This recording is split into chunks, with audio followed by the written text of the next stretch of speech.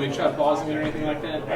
Can we try to pause it and go? Or? Yeah, try and pause it and see if I can redo it. Pause. Resume. Capture audio.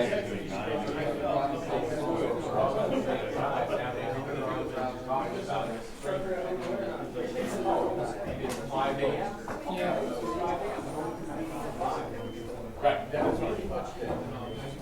But the problem is that I'll give him 2 more minutes, Rob.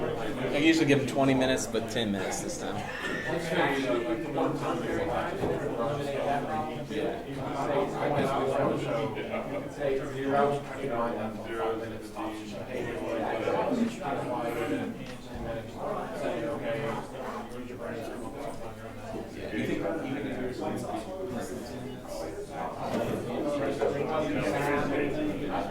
Hey Dan, let me get you to try one more thing. Just to, so if you go back to that download page, I wonder if it's on an old version. Oh, I'll download the new one. This is. Or an old, you did download the new one? I did. I started to download it, but I didn't run it. Oh, okay. I'll run the new one.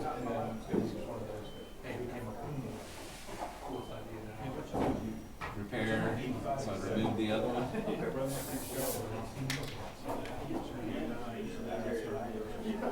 Oh, because it's in use.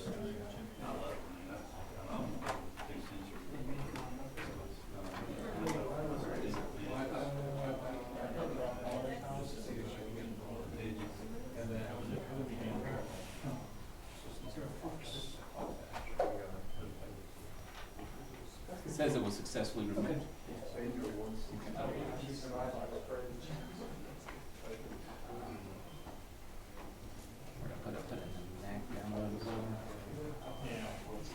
yeah, there's other bigger gas now maybe, and then there's tsunami was also laid out.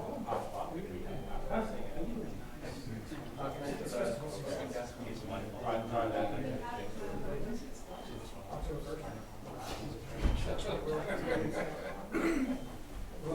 You know how hard it is to carry well, you have to blink the LED, you don't.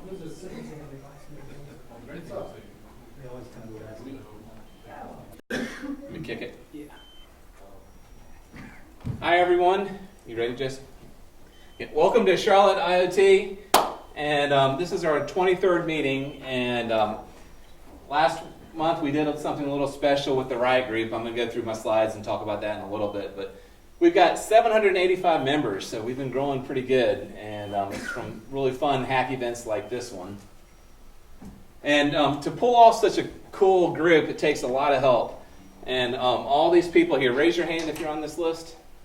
This is the board of Charlotteiot, and all these people are amazing. Myself, my name's Dan Thayer.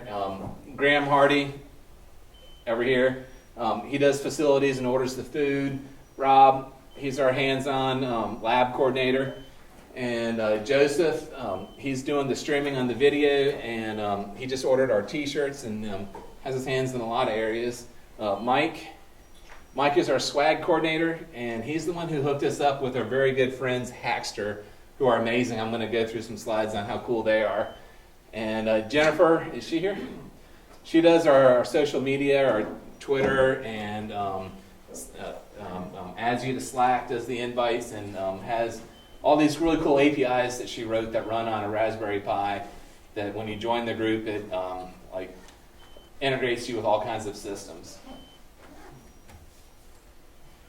So on your profile, if you can enter in your email address and your Twitter handle, then Jen will add you to a Slack invite. And raise your hand if you're using Slack with the group. So Slack is really cool. It's got different channels, and if you have different projects, you can talk about your projects, you can ask questions, and it's a really nice tool. And then Twitter will tweet you, and if you do something cool in our meeting, we'll try to tweet who you are and that you're really cool. And last meeting was the Riot meeting, and we had almost 300 people attend, and we did it at UNCC, and it's a little different meeting than our normal hacking meeting. This meeting was more about economic growth and business development. We had a senator speak and some business leaders. So we're back to our normal style of meeting of hacking this month, and we'll do a riot style meeting 1 or 2 times a year. So the next one is several months away, many months away, more than half a year away. But the next riot meeting is at Wake Forest on September 20th on autonomous vehicles.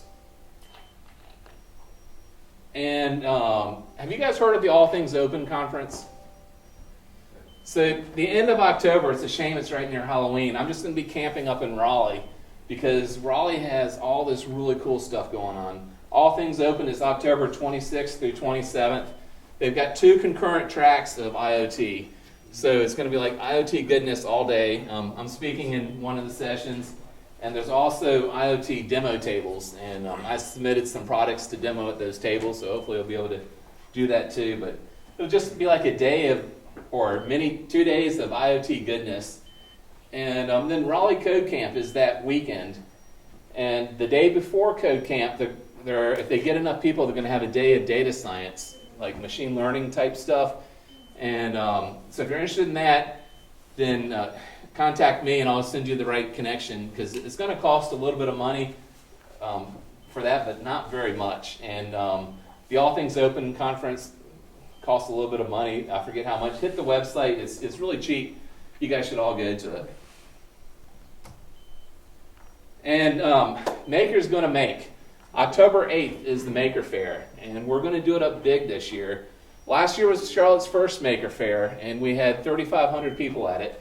So we hope to grow, and we hope Charlotteiot to be like a highlight of the event. And we're going to have a booth there, and if you guys have projects, it would be so cool if you could bring projects. And I've got a sign-up sheet for volunteers and for people who want to do booths or want to like add their stuff to our booth. That would just be great. And it's from 9 to 5 that day, but it's going to take some time to tear down. Last year it took me like 2 hours to tear down, because I brought like a 20-foot IoT Christmas tree and all kinds of stuff. So if you could sign up also for the tear down hour, that would just totally rock. But there's going to be setup for it the day before, and there's sign up here for the day before. If you can help for a few hours the day before, awesome.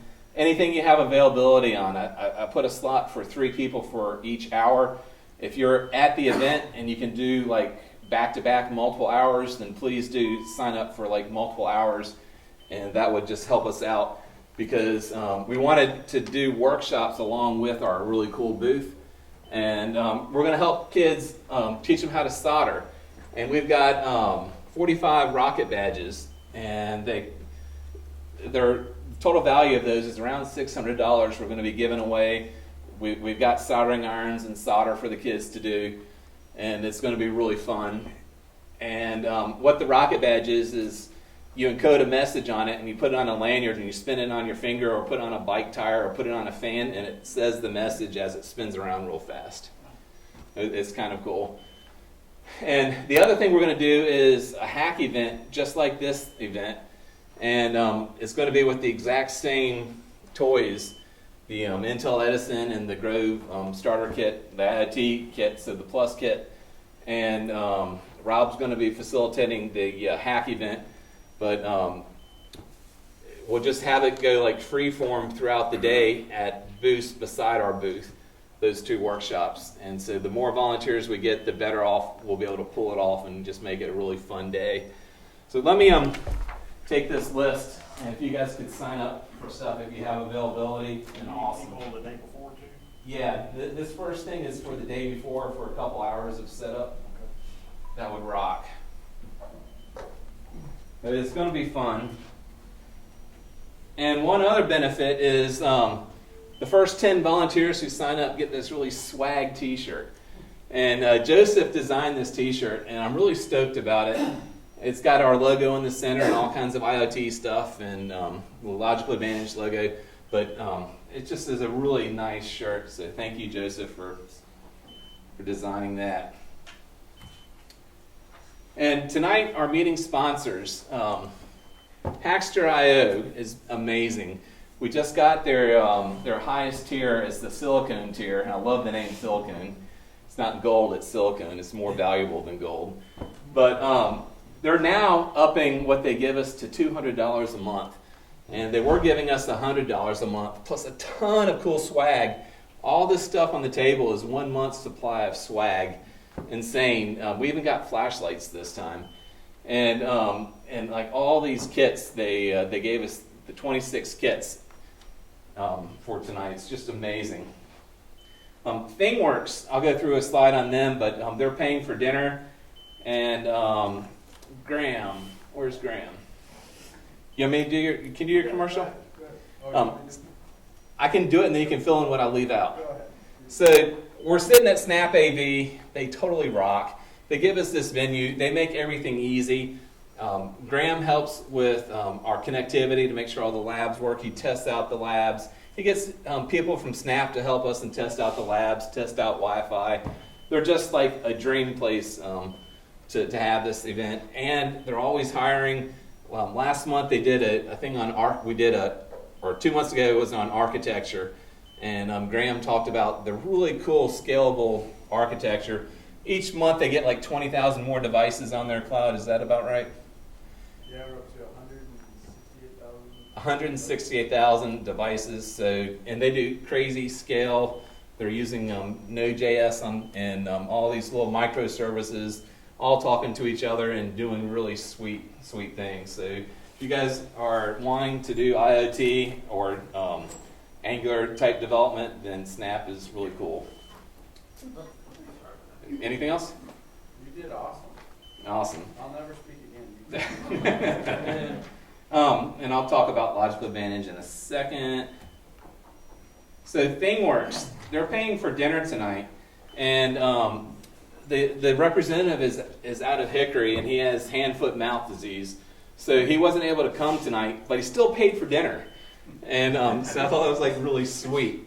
And that's rare. And he, that's for a vendor. That's rare. yeah. He also said that he's going to try to come back. I mean, he's been to a lot of our meetings, but he's going to sponsor another dinner where he can get up and do his own commercial. And how many of you guys have heard of ThingWorks? Not a few people. So there's some companies out there that have platforms, and these platforms let you do IoT quickly. And ThingWorks is a really good one. They have stuff that runs on the edge and it talks to their cloud services, and they've got all these dashboards that you can pre-configure. So if you want to get something up really quick and dirty or quick, then ThingWorks is really good because they've got all the connectors and it's just a really good platform.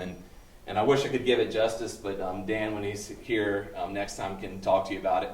It's mainly for like industrial, not mainly, but one really good use case is industrial IoT projects for like manufacturing is a good use case. I've seen use cases where they put like GPS units on tractors and they track, I don't know, where seeds are and things like that in the field. It's just really amazing. And my company is Logical Advantage, and I'm one of the founders. And I started this group a couple years ago. I love Charlotte IoT. We started Logical Advantage around, we're in our 14th year now, and we do custom software development. And Patrick is with Logical, and I think he might be the only one other than me here. Talk to Patrick, and he'll tell you how great we are. And we do mobile development, we do web development, we do Internet of Things projects. So any of this type of stuff, if you guys need help at work, then we do consulting. We also do staffing. And then if you guys are looking for jobs, then come talk to me, please. And we're always looking for people who are good with JavaScript and AngularJS type stuff. Here's a couple of our case studies in IoT. But we got a lot going on tonight. I'll skip through that. Hackster.io is amazing.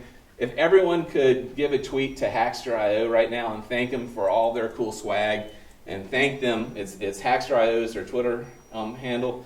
Thank them for making us silicone and for giving us so much cool stuff, because they make a lot of this possible. And now with $200 a month, we can even do more cool stuff than what we've been doing. Mike, do you want to say anything about Hackster? They're a group good people. They're promoting the industry by collecting sponsors and having ambassadors like myself, and now almost all of the directors. We got to have 5 ambassadors because of our meetup size. The ambassadors are to promulgate the sponsors' hardware and software technologies. So it's nothing but goodness for us at our Charlotte IoT meetup, because they're on the same mission as we are. Everybody's having fun with IoT, or they're starting businesses with IoT. I think the businesses that sponsor all the great swag are more interested in the business startups, but nobody knows which one of you is going to be the next multi-million-dollar business startup in IoT, right? So that's why they're evangelizing IoT to us with all the great sponsors, and it's Microsoft, it's Intel, it's, Photon, Spark. sure, the part is Particle. Yep, Particle, It's the Photon, yeah. company. Atmel, all of the big names in IoT are under the Hackster.io umbrella, and they're going to be providing swag to us in the future. And Hackster's modus is to get us some swag before our meetings, get us trained so that we can present the industry's technology to you guys. And so thank them when you get a chance. And when you thank them too, mention Intel Edison and the Grove starter kit. That would be really good. Yeah, Hackster reminded me to ask everybody to give a good call out, thank you to Intel, who's been a really great, they got a lot of swag out to us in a quick amount of time. So yeah, if you could thank Hackster and Intel in the same tweet, then that would keep the swag flowing. Yeah, and also, if you're gonna do a Hackster.io contest or project, let them know that Charlotte IoT is your meetup, and because we want to keep our silicon level, and we want to show them that we're providing hackers for Hackster.io, and that's you guys. So all of the great swag is thanks to you all. So we're going to have different categories on the hackathon today. We're going to do most creative, uses the most sensors, and I don't see many kids. Raise your hand if you're a kid. Yeah, kid at heart. So the best kid hacker will win, and might just be the youngest one here. And then best IoT. And the prizes, we're going to give away the same kit that we're using today, along with the Intel Edison and a particle photon. So you're going to get like all this 3 stuff of goodness, and then you also get the satisfaction of knowing that you rock. So, Mark Engel, he is with Conform Communications. He's their director of infrastructure and data security. He's going to give us the intro, and he's also applying for America's Greatest Maker with the Intel Edison. So he's been studying up with Craig Tucker, and they have a team. And I know Patrick Graham's competing in the contest. And anyone else in the America's Greatest Maker contest? I think that's it. But so we got a good showing from Charlotte IoT, and thank you very much, Mark, for giving us the intro. You guys have to run up that 18-foot wall. I didn't hear about that. It'll get us there. You heard anything about that? No, I would say. Here you go. All right, good afternoon, guys. Thanks for this opportunity to speak to you guys today. It's a privilege, and I've been looking forward to it. Let's see, I got to put this in presentation mode here. All right, just a real quick agenda here. The intro I want to do. We'll actually look at. This is all going to be high level really quick, because I know why you guys are here. It's not to hear me talk. It's to play with the neat toys that we've got. So we'll look at real high level assembling connections, running the setup real quick, and then take a quick look at the IDE. And we'll probably just look at the screenshot. So this is kind of who I am, where I went to school. Been involved in the maker hobby for about 3 years.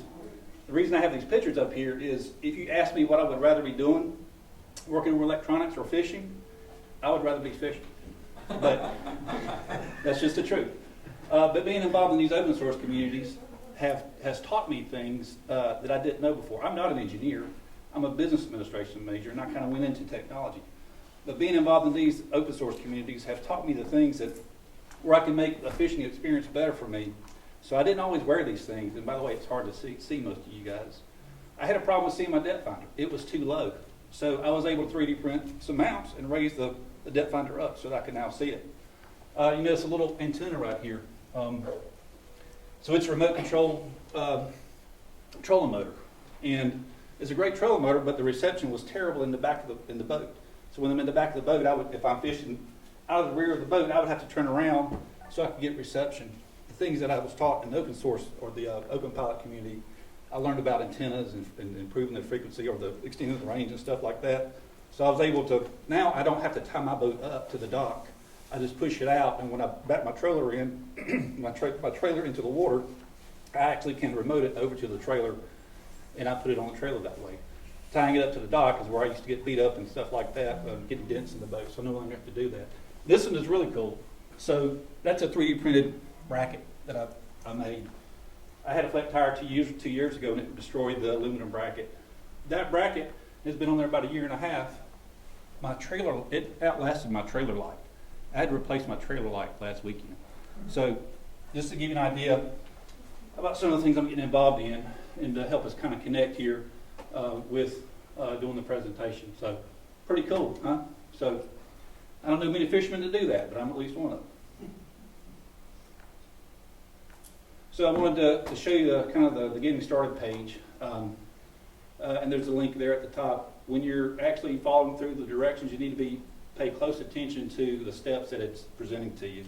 You want to know firsthand kind of what your operating system is you want to install it on, and what IDE that you want to install as well, because it kind of takes you down these paths in the direction that it's hard to back up and start over.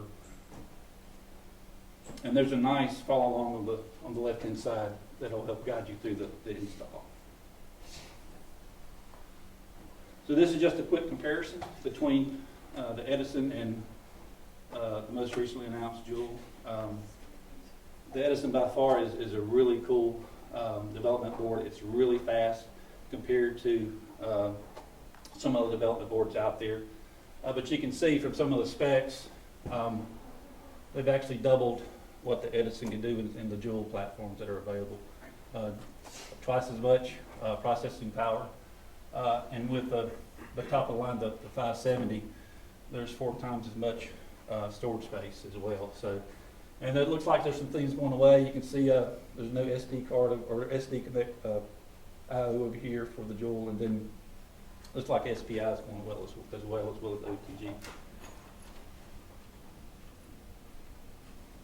So these are the parts in the kit, except for number 2 over there, the actual breakout board. In the top left corner, you can see it's got some little plastic pieces. That it actually turns into a little, almost like a little 4-legged table, mini table, to help protect from getting short circuits and stuff like that. And then you've got power supply and the USB cables. There's actually 2 of them, and I found that I needed both. So this is a fully assembled board. It's a really bad picture for the legs. You can kind of see where the screws are. And you can do it by hand and tighten them up. You don't necessarily have to have a screwdriver. So the Edison board here is where the red arrow is kind of where you want to place it on the board. And be careful about placing it there, because even though mine looked connected and seated, it wasn't. If you notice that the bolts are kind of diagonally across each other, it's really easy for those other corners to get offset. And it's such a small, minute connection, it's really easy for it to get a bad connection. So it's important that you look at the board from the side and you see that it's level with the development board. When you do that, you won't have any problems with it. I thought for about 45 minutes trying to get a good connection, and that turns out it was just crooked. So here are some of the device connections. Number 1 there probably is the most important. You want it to switch down to put it into device mode. If you leave it up, it's going to be in host mode, so it'll pretty much act like a computer if you do that. So make sure it's down.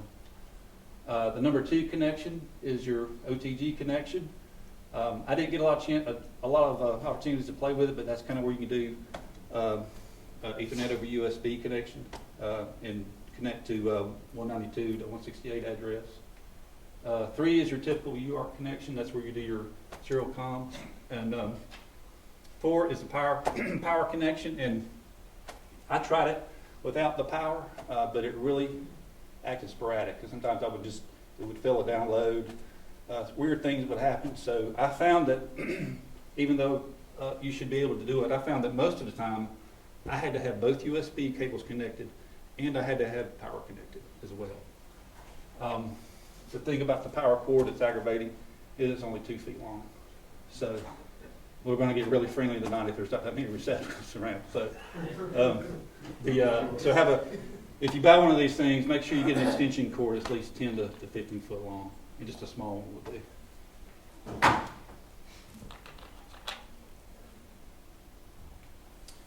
So this is a screenshot of the firmware setup. We will burn a lot of time tonight if we go through installing the firmware, so we're not going to do the firmware install, right? You don't necessarily need it. I do have it downloaded to my computer if you guys want to try flashing it. It takes, like I said, 5 to 10 minutes to flash it to the latest firmware. Really the big things that you need to make sure is that you have the USB drivers and you can configure the Wi-Fi if you're doing an internet-enabled application. Thank you, Rob. And I thought I'd show you a picture of the Grow Shield installed as well. The thing I'll note about that is it's kind of hard to see it because it's blacked out a little bit, but this is a power switch, 3 volts or 5 volts. Just make note of that. If you're doing a temperature sensor or something like that, you need to make sure you have the right power enabled, or at least adjust your code accordingly. This is just a real quick screenshot of the serial connection. I tried PuTTY, but I could not get it to work. I struggled with it for about 30 minutes trying to make a connection and everything, but TerraTerm just worked like a charm. So that's what I've been going with. To prevent you from having to go through the setup, if you want to get on the Wi-Fi connection for internet-based applications, you can start your serial connection and issue the configure_edison-Wi-Fi, and that's the interface that you're presented with. You get it counts down for like 10 seconds, and then it presents you with a list of Wi-Fi networks, and then you just kind of choose which one you want. Say it yes or no, it's correct, put the password in, and sometimes it takes 15 seconds. That's about as long as it's taken for me, but so usually it's pretty quick, and then it spits back the IP address for you as well. When you go through the setup and you enable Bonjour, it'll just show up in the drop-down list that you see in the IDE. So this is just a quick picture of the IDE. So a couple of things to make note of. This is the drop-down list that you get. If you have Bonjour enabled, like I said, it'll show up in here. You can do a manual connection as well. This little icon up here indicates whether or not your application is running. You'll get a little, when you tell it to run, you'll get an arrow right here to let you know that it's running. The down arrow is kind of confusing. It's the down arrow, but it's an upload function. So this is how you get the code to your Edison board. And there's the stop it, and then there's the play function, and then a debug. I didn't get a chance to play with the debug. There's something going on with mine. It wants to bomb out on me. But anyway, the IDE works. It works really good. There's a lot of stuff you can do in one screen, but it gets a little crowded in here in the debug area, the console area. I found myself, sliding it up and down so I could see content and then actually review code. There's also a Git plugin that Greg and I started playing with, and so far it's working really well. I think the only troublesome thing that I've seen so far is if there's a branch created in the remote repo, it doesn't show up and you do a git fetch or anything, it doesn't show up. You have to do a create branch. When you do a create branch, then you get to see the new branches that are created in the remote. So other than that, the Git works really good with it. And I think that's it. Thank you. What is the Internet of Things? Is it hardware, software, or both? Well, chances are you already have it in your pocket. It might be on your wrist. Recently popular are fitness bands with accelerometers and gyroscopes to monitor our activities and heart rate. Now we have smartwatches which do all of that, play music, and they can answer messages. Smartphones and tablets have replaced maps, secretaries, alarm clocks, entertainment, and now they can control our homes, change the TV, the temperature, security, and lights all from your device. Our cars are even getting smarter. 18-month-old while I was trying to get all this work done. So basically what I have here is an Azure connected baby monitor. So what it will do is it will go ahead and it has just the existing baby monitor that I have. You know, people always kind of complain about those that, you know, they're transmitting Wi-Fi data. People can kind of hack onto them and, you know, listen to what's going on in the house and whatnot. So I figured, you know, this would kind of solve me that problem a little bit.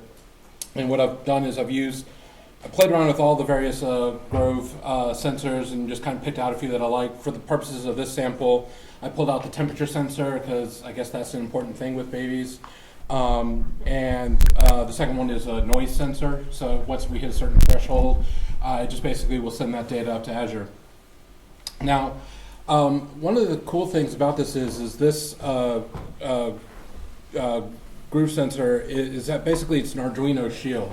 So you can actually take this, put it on an Arduino, it fits well into Edison, but the Edison will actually run in both, you can connect to it in the Arduino IDE if you want to do C, C++ development, or if you want to do like Node.js development, you can connect to it through the Intel XDK. And then they actually, Intel actually also, and I didn't play around with it, has another IDE that you can use that's more of a C, C++ interface into it. Again, I didn't really play around with that too much. Most of what I did was with Arduino, you can just kind of basically read raw data off of the sensors similar to it. The shield here basically kind of passes through all of the pins. We have 4 I2C ports, we have 8 digital ports, and we have 4 analog ports that you basically just take the connectors in and plug them into. So one of the things that we kind of look around here, and I'll just show you this, the come up here. Okay, cool. The sensor library, they've got a whole bunch of node libraries that they've already got pre-configured. So when you guys are going through playing with your kits, if you have one that you want to use, for example, we're using the sound one, and actually you can kind of do it both ways. The old person in me is used to just reading the raw data off of the sensor, so when I go through the code, I'm going to show you raw reads off of the analog ports, but they actually do have wrapped libraries that you can connect to as well. So for example, for the sound thing, if I wanted to, I could include their sound library and actually use their APIs, and they actually give you this pretty cool little code samples here as well, just to show you what you would actually need to include in your project to make it work. So we have that, we have like LEDs, we have our various buttons, the accelerometer. You can kind of just go through, figure out what the piece is that's in the kit, and go ahead and include the library for it. They're fairly updating these, and so you can kind of just go through and look at that. The other thing that we're doing here, so we'll just go through the code right quick. We're using the MRA library, which helps out with a lot of the GPIO on the board itself. Edison makes it pretty easy to do that. There's also another library which I'm not using, but you could as well. It's called Johnny 5. There's some examples on how to use that to actually get additional events off the board when it's ready to go as well. The next thing that we're doing is we're connecting to Azure here. So you'll see all of my connection keys and stuff like that. I'm not going to go through. We've had past meetings on how to set up an IoT hub. You'll see here for the LCD, I am actually using the onboard, and so all I'm doing is on the LCD, I just print the temperature and sound data to it just so I can kind of see what it is coming through. I'll also show it to you coming through the debug window. For the microphone, like I said, I'm just, instead of using the library, I'm just doing raw input off of the board itself. So I'm going to do a conversion based on the value. Temperature, same thing. I know we've kind of played with temperature sensors ad nauseum in this group, so all the calculations and stuff like that are pretty much the same for reading temperature off of a sensor. Beyond that, we have the majority of our code is actually connecting to Azure, so we'll connect to Azure here, and then we'll actually just go through and read the sensor data. So for reading the temperature data, we read the value off the pen, we convert it into Celsius and Fahrenheit. For the sound data, it's just a simple read off of the pen as well. And then what we do is we aggregate that data and we send it to Azure right here. So I'm going to demo that real quick.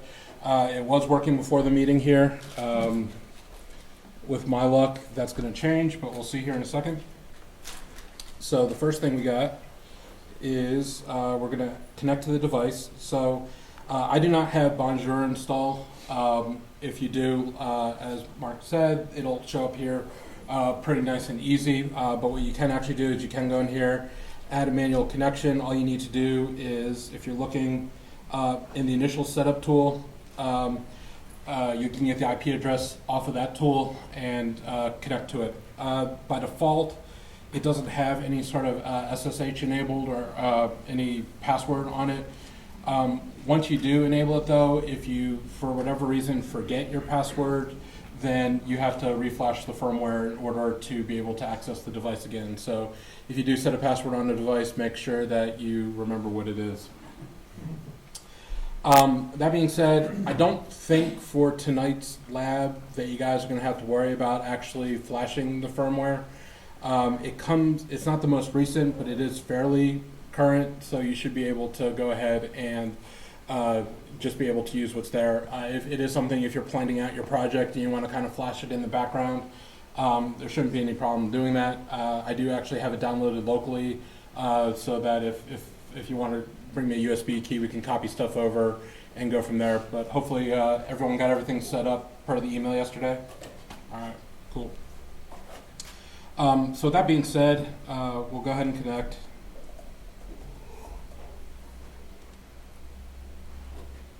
All right, so we're connected here, and what we're going to do is we're going to just basically start running the project.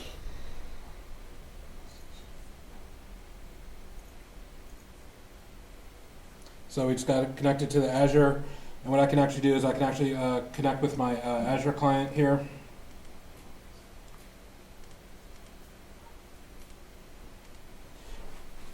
And you'll notice this is connected to my IoT hub. So hopefully here in a second we're going to start seeing the messages pop through. Hopefully.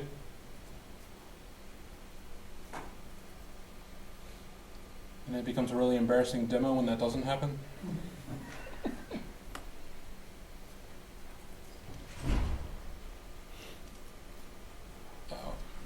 Device Explorer, I'm holding it. You didn't give a sacrifice to the demo. Of course not.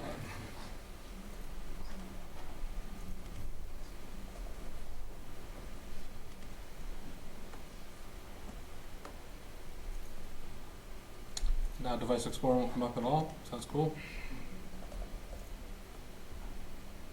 There you go.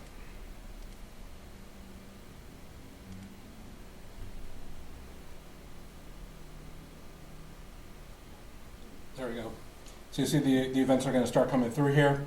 Now the other thing that I have set up is this can actually, it's a bi-directional communication, right? So, you know, a single baby monitor is nothing. I only had one Edison board, so I couldn't show off both of this, but, you know, presumably I'd have one of these sitting in the room itself. The other one I would have on me, so I would know when the baby was awake. And what we'll do is we'll just send a message down to the device whenever a certain threshold is hit. So if, you know, the temperature gets too hot or the noise gets too loud. And so what we'll go ahead and do is we'll send the message, and then we see it gets down here, it turns on our LED light, and then, you know, if whatever the condition is that set that off goes away, then, you know, my message will actually turn it off, and I know that everything's cool again. So we kind of have, you know, sending data to Azure, we can process data on the Azure side, and then, like I said, we can have that bi-directional communication, which is pretty cool. So I don't want to talk too much more about this because I do want to give people as much time as possible to actually go around and play, but pretty simply, I mean, all we have here is a simple Node.js project. What I can kind of do is there are a handful of templates and whatnot that you can kind of go through and look. Most of these start out with the blank template, but they do have a whole bunch of samples if you want to kind of do a quick get started here. We didn't really show it too much because again I want to focus on the Intel side of things because I think it's actually easier in this case, but you can actually use Arduino too, and what I did find is that you can actually run Arduino projects and the Node.js projects side by side. I don't know if that is something you're supposed to be able to do or not, but it seems to work. So. As long as you don't conflict the IO. Correct. Yep. So, the big thing that you would have to do here, and again, it's on the meetup site. You do actually have to go into the board manager though, and install the support for the Intel Edison boards. You'll notice that those appear if you look under Arduino certified. You can include the Edison, Galileo, and it looks like they have a couple others as well, the carry boards. So. So that's my project that I came up with. I thought it would be kind of an interesting thing just to play around with it, show that we can actually create an IoT-based device. This took, I would say, probably total about an hour and a half to do, and most of that was just fighting with Azure, was giving me a bit of a headache. But beyond that, the rest of it, controlling the pins, controlling the I/O, the samples in the XDK itself are really, really helpful, and they work pretty well. So it's just a matter of going around and playing with it. Now the kits that we're going to hand out tonight actually have, saw a little bit on the picture there, actually come with lots of things. They come with about, I think it's 10 different sensors total. We have a motor controller, we have temperature, we have sound, we have a buzzer, we have a touch controller, we have a pot, we have a light sensor, and then there's 3 different LED boards. So there's a ton of different things that you can plug in and just kind of get creative with. Beyond that, if you guys have any questions, I'm happy to answer them right now. I'll be walking around as people are working on this stuff, but is there anything I can answer in the immediate? You use the service on Azure. I know they have a new IoT service. It is the IoT hub, yep. Yeah. Yep. Okay, is Dan here still? Yes. How do you want to go about doing this? Let's just do a free-for-all and grab. Okay, so we have a total, I think, of 16 full kits here. So might need to do a little partnering up. But come on down in groups, grab a partner, and what we'll do is we'll probably have about a little bit shy of an hour. So what do you want to say, like 7:45? How many people do we have? Judges? 1, 2, 3.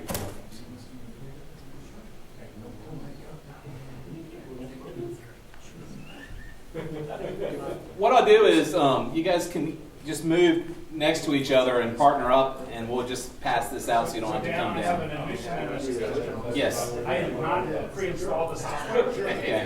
That's my initial question. Yeah. Did you hand those out first to see what happened? And what? Yes. You hand them out first to people that have pre-installed the software. Okay, raise your hand if you pre-installed the software. So you guys get the first pick. So if you don't have the software installed and bring me a USB drive, I can copy it over to you. That'll save you some download time. And we'll go from there. Maybe it is easier if you guys come down. Yeah, that's all right. Okay, come on down. First, for those of you who have pre-installed software.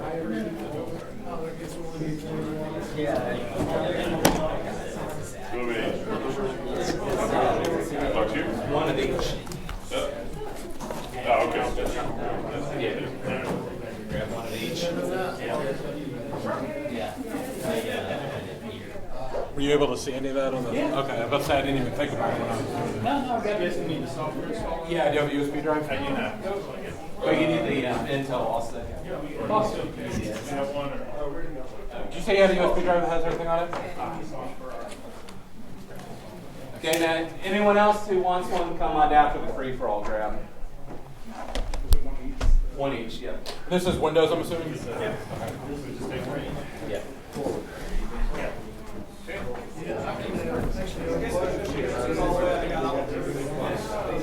Say Microsoft laptop? Is this a Microsoft laptop? You recognize it? Actually, no. I'm a former Microsoft person. I say those are all the lab passwords. I recognize that. Yeah, I did a stint there. I was an exchange engineer there. Oh, okay. What do I install? So the one, if you want to, that first one will get you the configuration utility. Okay. That second one should get. Actually, that's gonna just copy that one local. Oh. That'll. That one just runs. It doesn't actually install Okay, anything. gotcha. But you'll probably want to. Actually, I would just copy all three things local. Okay.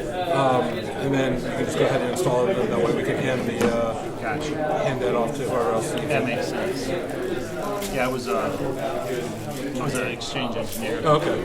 And it's just when I set up, I had my own laptop, and there was, that's their password, and I just use it for all my labs. And I just like, screw it, I'm just gonna keep. I just stayed with it. I was saying, I just recognize the. Yeah. It's not a common.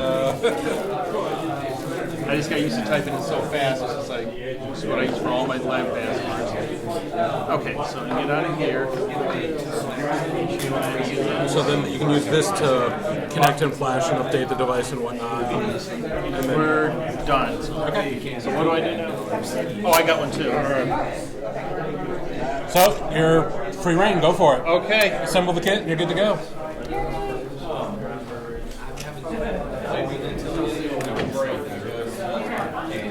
Did you want to capture or show anything else? Well, I was going to throw it up onto somebody and take it back. Find somebody that's building a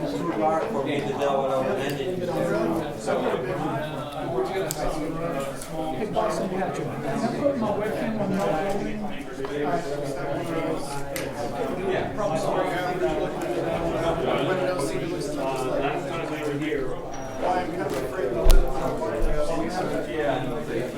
Yeah, I think it was that guy. I'm pretty sure I saw that. Anyway, so I'm not a.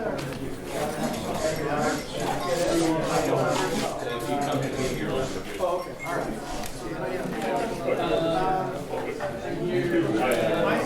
Yeah, what I'll do is I'll finish copying over here, and then I'll trade you. That's down the third rows, far right. USB drive. So we'll just also once I get this copied over, just copy everything over to your machine, install it. Assuming Windows. You're a Mac. Okay, this is the Windows version. So you're probably gonna have to go to the Intel, go to the Intel site and download it. Yep. I can't tell.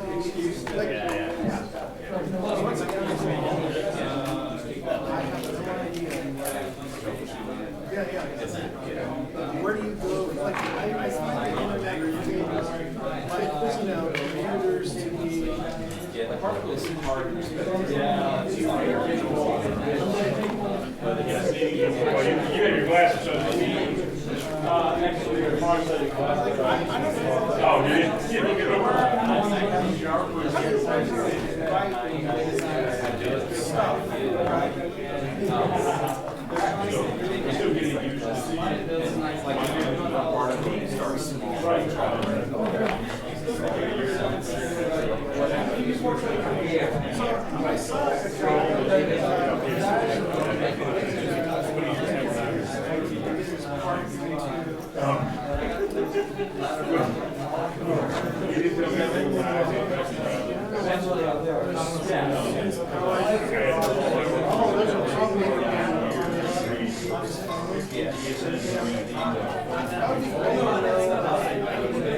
Take my phone out and walk on the other side. So that's one of the That's what I've done. You can do it with the transistor. a relay. I have a relay. And I bought this Dell.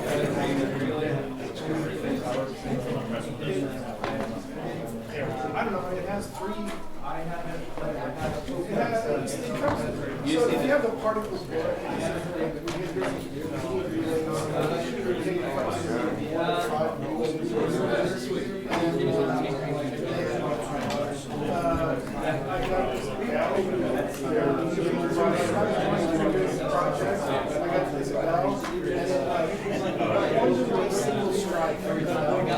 and then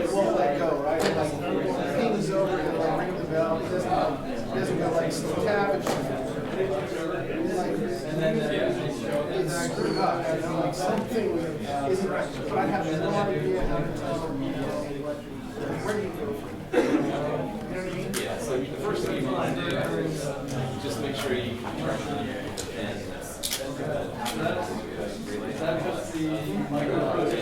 Just write code.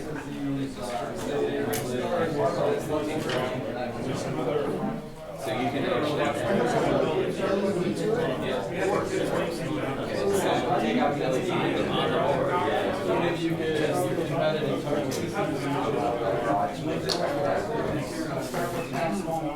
Well, so what do you guys?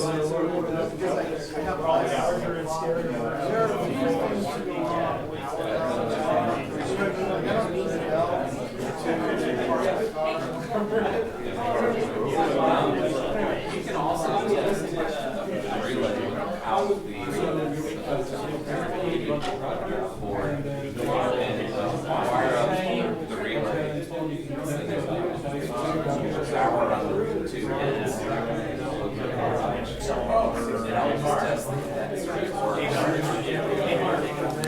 What you can do is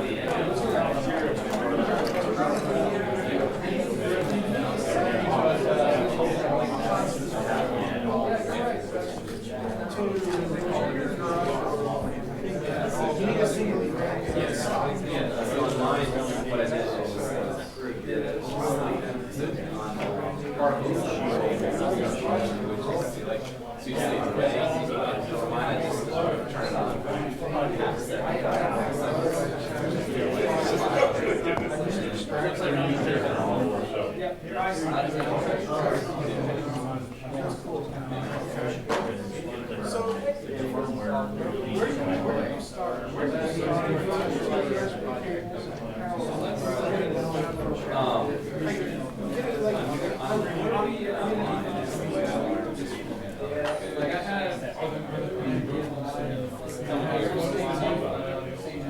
is a good chance